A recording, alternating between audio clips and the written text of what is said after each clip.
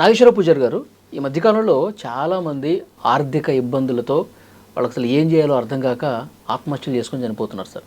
అంటే లీగల్గా వాళ్ళకి ఏమైనా వెసులుబాటు ఉందా? ఇది మనం చాలా సందర్భాలలో చెప్పడం జరిగింది. ఎవరైనా సరే ఆర్థిక ఇబ్బందులు ఉన్నప్పుడు, అంటే మనకు బిజినెస్ లోన్స్ కావచ్చు, లేకపోతే ప్రొఫెషనల్ లోన్స్ కావచ్చు, కొంతమంది డాక్టర్స్ ఉంటారు, తర్వాత ఈ రియల్ ఎస్టేట్ వాళ్ళు ఉంటారు. చాలామంది రియల్ ఎస్టేట్ అనేది కొద్దిగా డౌన్ అయిపోయింది. తర్వాత క్రెడిట్ కార్డ్ ఇష్యూస్ ఉన్న వాళ్ళు ఉంటారు, క్రెడిట్ కార్డ్ ఇష్యూ ఉన్న వాళ్ళు ఉంటారు.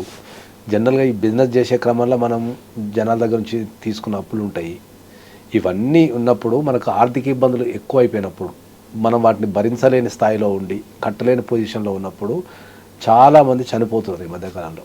ఎందుకంటే మనం రెగ్యులర్గా చూస్తున్నాం, పేపర్ కనుక చూస్తుంటే మనం దాన్ని బట్టి మనకి ఏమర్థమవుతుంది ఏంటంటే, వీళ్ళ ఆర్థిక ఇబ్బందులు ఎదురైనప్పుడు దాన్ని నుంచి ఎలా కాపాడుకోవాలి, లేకపోతే ఎలా బయటపడాలి అనే విషయం తెలియక చాలామంది వాళ్ళకు మరణమే శరణ్యం అన్న టైపులో అయిపోయి చనిపోతున్నారు.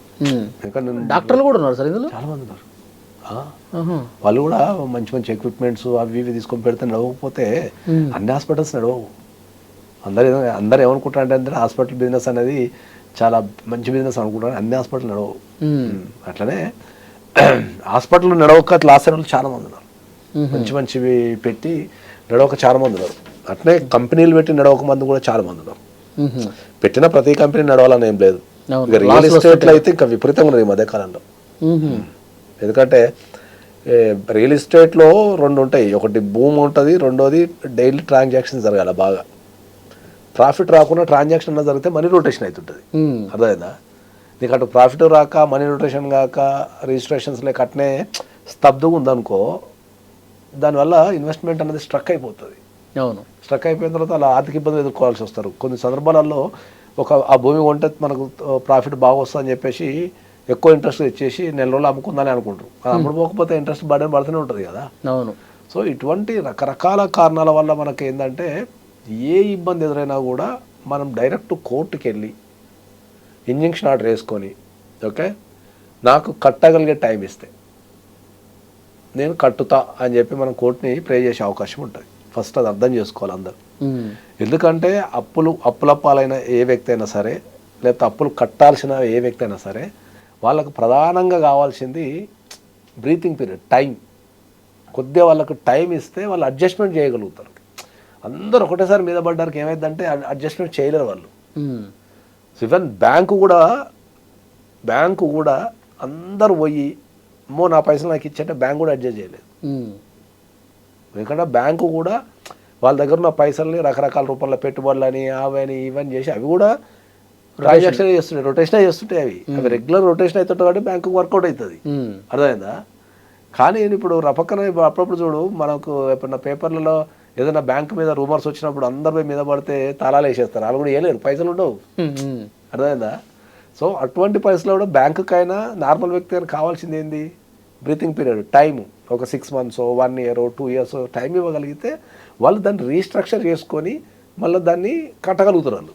ఎస్, అర్థమైందా? ఇప్పుడు మీకు ఆరోగ్యం బాగాలేదు అనుకో, ఇంకా దాన్ని మరింత ఖరాబ్ చేస్తావా? నువ్వు రెస్ట్ తీసుకుంటావా?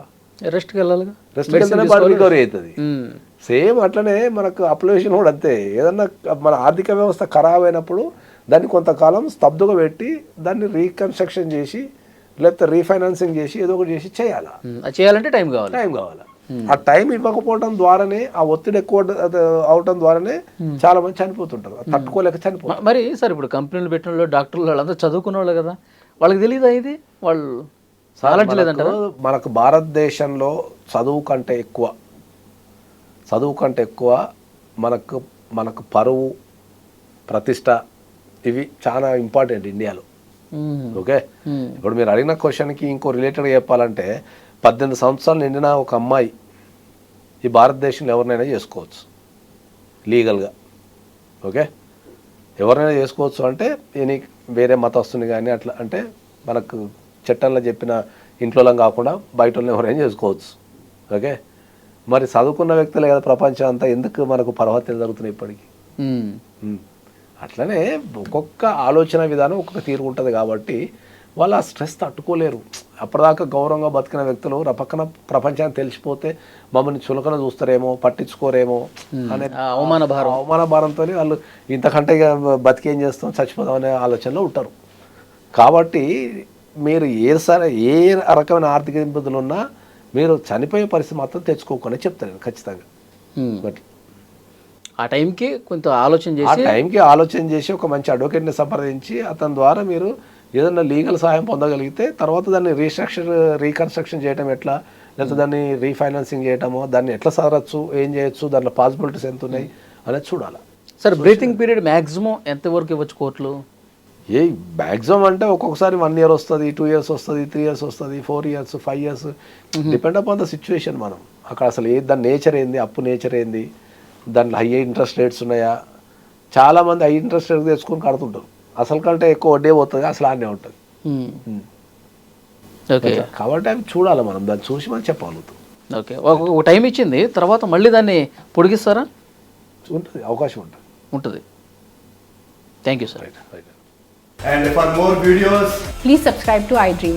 Please subscribe to iDream. Please subscribe iDream. And please subscribe to iDream. For more videos, subscribe to iDream. please like, share and subscribe to the channel. Congratulations, iDream. Subscribe to iDream. Subscribe to iDream. So subscribe to iDream Media. iDream ki iDream team andarki huge congratulations. Please subscribe iDream Media. Please subscribe to iDream. Subscribe iDream. Please subscribe to iDream. iDream అంటే నా కళల channel subscribe చేసుకున్న నోరు తిరుగుతలేదు, మీరైతే గంట గుర్తు కొట్టండి. For more such videos, please subscribe to iDream. Subscribe to iDream. Please subscribe to iDream. Please subscribe iDream Media. Please do subscribe to iDream. Please subscribe to iDream Media. For best entertainment and information, please subscribe iDream. And don't forget to subscribe to iDream.